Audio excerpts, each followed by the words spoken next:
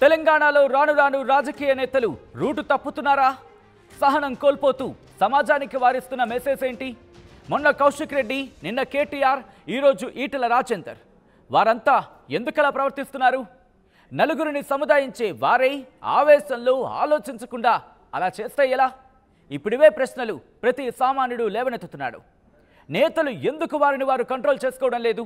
ఇదే ప్రశ్నను సంధిస్తున్నాడు.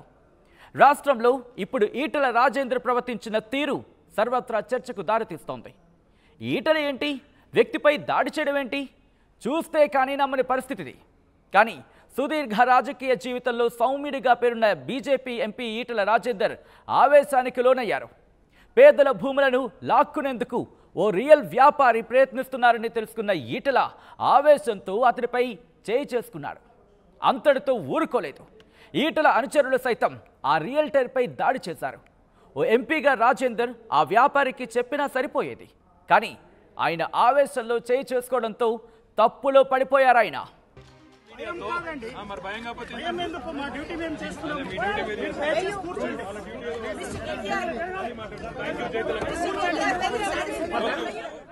ఈటెల రాజేందర్ వ్యవహారం అలా ఉంచితే కేసీఆర్ తర్వాత కారు పార్టీలో తానే డ్రైవర్ అని ప్రచారం లేపిన కేటీఆర్ కూడా నోరు పారేసుకున్నారు. ఫార్ములా ఈ రేసు కేసులో ఏసీబీ విచారణ తర్వాత మీడియాతో మాట్లాడడాన్ని పోలీసులు అనుమతించలేదు.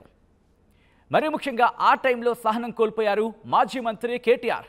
మీడియాతో మాట్లాడితే మీకేనొచ్చింది, అంత భయం ఎందుకు అంటూ కాస్త సీరియస్గానే మాట్లాడారు ఆయన. వెంటనే కోపంతో కారులో కూర్చొని ముందుకు సాగారు కేటీఆర్.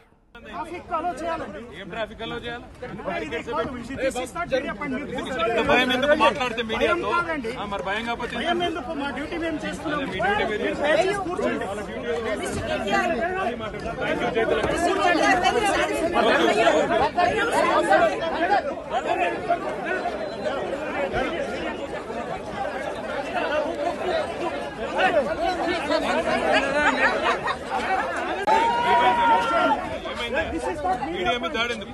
మీడియా మీద దాడి ఎందుకు? ప్రాబ్లం ఏంది? ఇక్కడ మాట్లాడుతుంది మీడియా పాయింట్ ప్రాబ్లం ఏంది? ప్రాబ్లం ఏడుంది? ఎక్కడుంది? ఇక్కడ మాట్లాడితే ఏమొచ్చింది? ఏమి ఇబ్బంది? ఇక పోలీసుల తీరుపై కేటీఆర్ మాట తీరు కాంట్రవర్సీగా ఉంటే, వివాదాలకు కేర్ ఆఫ్ అడ్రస్ గా మారిన కౌశిక్ తీరు మాత్రం మాటల్లో చెప్పనక్కర్లేదు. ఎందుకంటే ఆయన ఏం మాట్లాడినా ఆలోచన లేకుండా ఆవేశంలో మాట్లాడేస్తారని పబ్లిక్ చెబుతున్న మాట ఇది. అలాగే గతేడాది డిసెంబర్లో తన ఫోన్ ట్యాపింగ్ చేస్తున్నారని ఫిర్యాదు చేసేందుకు కౌశిక్ రెడ్డి బంజారాహిల్స్ పిఎస్కు చేరుకున్నారు. ఆ టైంలో బంజారాహిల్స్ సీఐ అత్యవసరంగా బయటకు వెళుతున్నాను, తర్వాత ఫిర్యాదును స్వీకరిస్తారని సీఐ చెప్పడంతో కౌశిక్ రెడ్డి ఆగ్రహం వ్యక్తం చేశారు. అలా ఆవేశంలో పోలీసుల విధులకు ఆటంకం కలిగించారనే ఆరోపణలను ఎదుర్కొన్నారు ఆయన. ఇటీవల కరీంనగర్ కలెక్టరేట్లో ఎమ్మెల్యే సంజయ్ పైకి ఆవేశంలో దూసుకువెళ్లి కొట్టుకునేంత పనిచేశారు ఆయన. మొత్తంగా ప్రజలను సమయస్ఫూర్తితో మెలగాలని చెప్పే పొలిటీషియన్లే ఇలా సహనం కోల్పోవడంతో ఇదెక్కడి మాఫియాంగిల్ మామ అంటున్నారు జనాలు.